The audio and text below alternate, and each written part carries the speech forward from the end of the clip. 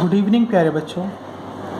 आज हम स्टार्ट करने वाले हैं चैप्टर 4 को, दैट इज़ रिप्रोडक्टिव हेल्थ। तो इससे पहले हमने चैप्टर डिस्कस किया था ह्यूमन रिप्रोडक्शन को।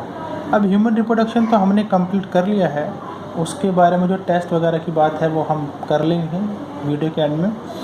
तो रिप्रोडक्टिव हेल्थ, रिप्रोडक्शन हमने पढ़ा। अब हमारा जो मेन फोकस होना चाहिए वो उस अगर हमें रिप्रोडक्शन करना है, अगर हमें अपने वंश को आगे बढ़ाना है, तो उसके लिए हमें अपने रिप्रोडक्टिव हेल्थ को मेंटेन करना पड़ेगा, जो कि बहुत ज़्यादा मस्ट है हमारे लिए। नहीं तो हम रिप्रोडक्शन के लायक नहीं रहेंगे और हमारी जो स्पीसीज़ है, होमो सैपियंस या हमारी प्रजाति है, वो धीरे धीरे ख़त्म हो जाएगी, विलुप्त हो जाएगी। और हम कैसे अपने पॉपुलेशन को कंट्रोल करें, कैसे हम अपना परिवार नियोजन करें, कैसे हम राष्ट्र निर्माण में सहायता दें और कैसे हम रिप्रोडक्शन को एक तरह से एक मॉडर्न वे में, एक एजुकेटिव वे में लेकर चलें। तो आज हम बात करेंगे रिप्रोडक्टिव हेल्थ पर और इसी से संबंधित टॉपिक पर। सबसे पहले हम बात करते हैं रिप्रोडक्टिव हेल्थ के डेफिनेशन, जो WHO ने दी है बेटा। अकॉर्डिंग टू WHO क्या है? यूजुअली आप सभी को इसके बारे में पता होगा। वर्ल्ड हेल्थ ऑर्गेनाइजेशन, जिसका मुख्यालय जिनेवा में है, और आए दिन रोज़ 6:30 बजे या 8 बजे के करीब या कभी भी, यूजुअली रोज़ ही इस कोविड-19 के बारे में प्रेस कॉन्फ्रेंस होती है और वो अपडेट देते हैं जितने भी पूरे विश्व में जो बीमारियां हैं, और पूरे विश्व की जो हेल्थ केयर का जो जिम्मा है वो WHO के ऊपर है। कोई भी वैक्सीन ईजाद हुई है तो उसका अप्रूवल WHO देगा।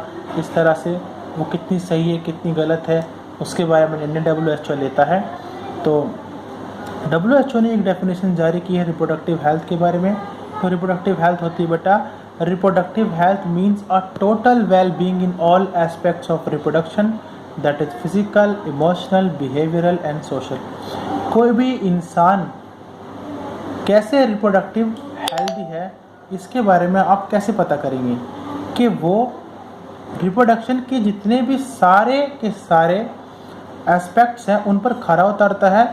वो फिजिकली भी फिट है, इमोशनली भी ठीक है, बिहेवियरल भी ठीक है, उसका व्यवहार अच्छा है और वो सामाजिक स्तर पर भी अच्छा है।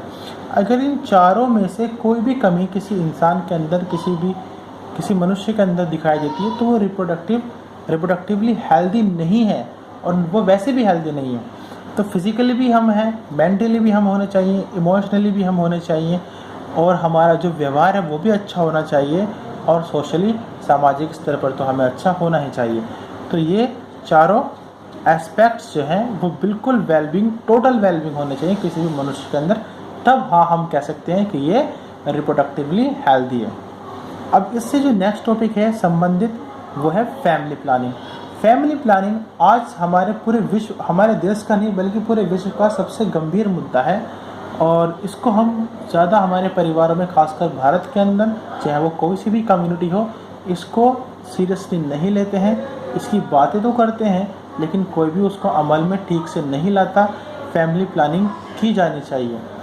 फैमिली प्लानिंग का मतलब क्या होता है बेटा, कि जो बच्चे पैदा हो रहे हैं, जो हमारे घरों के अंदर जो बच्चे पैदा हो रहे हैं, जो जन्म ले रहे हैं, एक तो जो माँ होती है, उसकी मदर होती है, उस पर काफ़ी ज़्यादा प्रेशर होता है बच्चे को पैदा करने के लिए। आप जानते होंगे कि हमारे परिवारों की कंडीशंस क्या हैं। सभी कम्युनिटी में, किसी पर्टिकुलर कम्युनिटी की बात नहीं कर रहा हूँ, सभी में ये बात है। सभी, क्योंकि हम भारतीय कल्चर को देखते हैं, तो भारतीय कल्चर में ये चीज़ें हैं।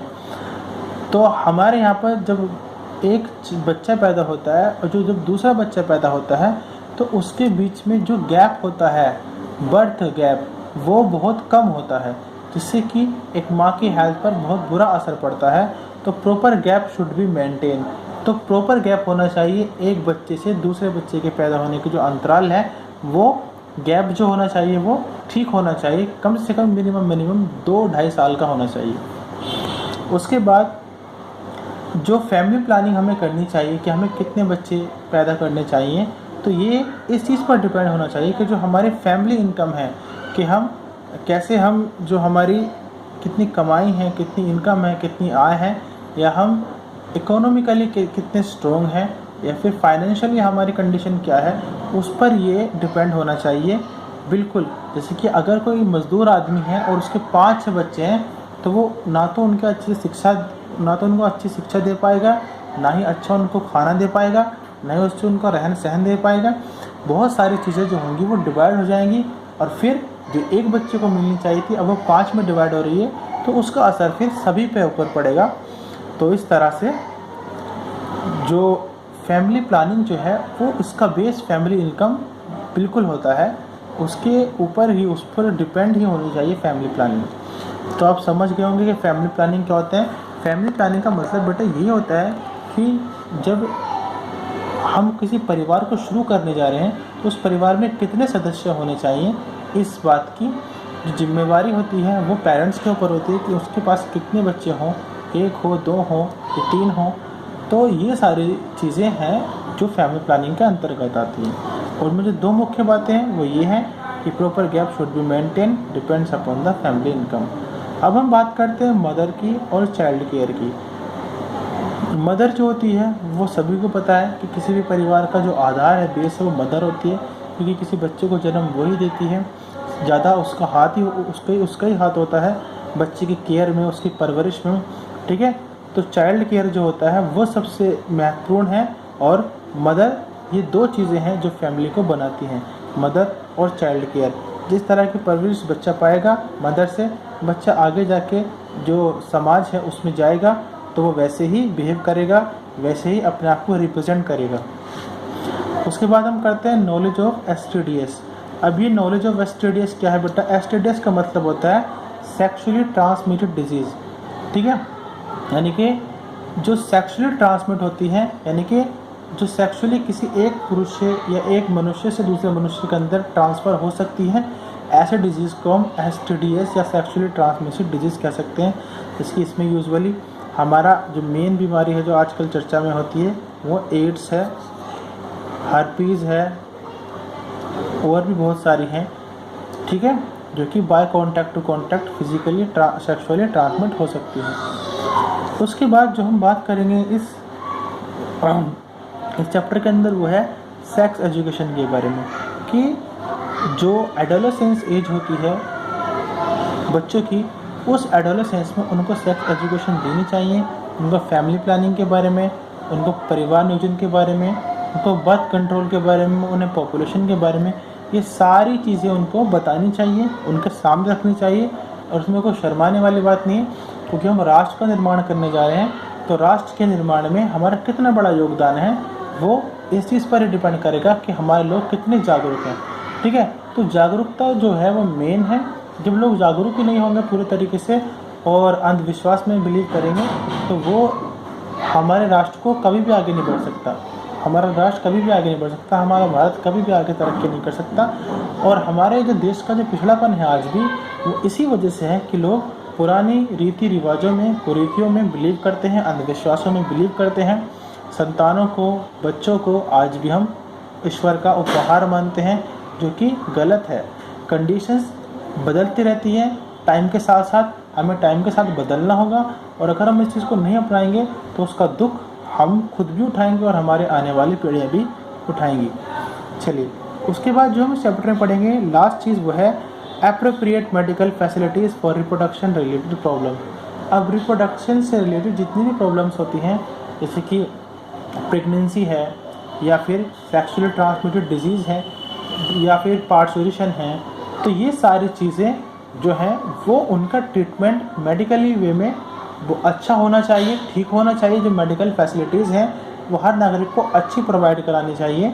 कई बार हम देखते हैं ज़्यादातर मौतें होती हैं वो या तो प्रेगनेंसी के दौरान होती हैं या पार्टुरेशन के दौरान होती है, यानी कि डिलीवरी के दौरान, या फिर और किसी कंडीशन में इन्फेक्शन वगैरह हो जाता है, ठीक है, ऑपरेशन के दौरान हो जाती है। तो इस तरह से ये सारी चीज़ें जो हैं ये क्यों होती हैं? क्योंकि मेडिकल ट्रीटमेंट ठीक से नहीं मिल पाता। शहरों में ठीक है, शहरों में लोग रहते हैं, लेकिन जो गांव देहात में लोग रहते हैं उन तक वो जन सुविधाएँ, आम जन सुविधाएँ जो होती हैं वो नहीं पहुंच पाती, जिनकी वजह से काफ़ी ज़्यादा परेशानियां होती है लोगों को, और कई बार तो मौत का भी सामना करना पड़ता है। तो यही है, हमारे देश की मेडिकल कंडीशन अभी सिर्फ 60% ठीक है, 70% भी बताते हैं कुछ जो हमारे आयुष्मान मंत्रालय वगैरह है या मेडिकल मंत्रालय हैं, डिपार्टमेंट वगैरह। लेकिन हकीकत में जो ग्राउंड लेवल पर अगर हम बात करें तो 60% ही लोगों को अच्छा ट्रीटमेंट मिलता है। बाकी 40% जो बेकार डॉक्टर होते हैं, थैला छाप वगैरह बेकार डॉक्टर, उनके पास वो ट्रीटमेंट कराते हैं, जो कि बेकार चीज़ है। और उनको फिर दवाई वगैरह ठीक से नहीं मिल पाती, इलाज ठीक से नहीं मिल पाता। इसके दौरान वो और बीमारियों का शिकार होते हैं और फिर एट द एंड वो फिर उनकी डेथ भी हो सकती है। तो इन सभी के बारे में हम चर्चा करेंगे। इन 5 चीज़ें इन्हीं के बारे में हम पढ़ेंगे। तो आज के सेशन को यहीं पे ख़त्म करते हैं। कल फिर स्टार्ट करेंगे इस चैप्टर को और शुरू करेंगे फैमिली प्लानिंग से। ठीक है, तो तब तक के लिए जुड़े रहिए। धन्यवाद।